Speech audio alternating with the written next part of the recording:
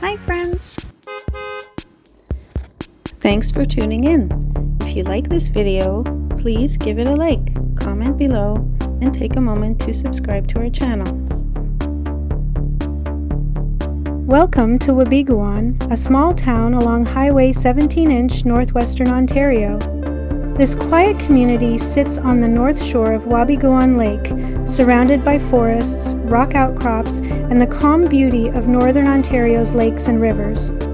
The name Wabigoon comes from the Ojibwe word Wabigon, which means white flower, a nod to the wildflowers that bloom in the area. For thousands of years, the Anishinaabe people lived along these shores, using the waterways for travel, fishing, and trade.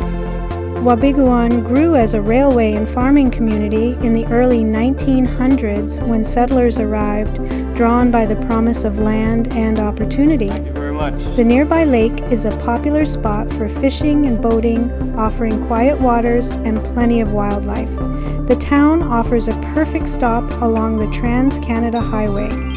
Whether you're passing through or staying to enjoy the lake, Wabigoon invites you to slow down and enjoy the simple beauty of this northern town. Thank you for joining us on this tour of Wabigoon, Ontario.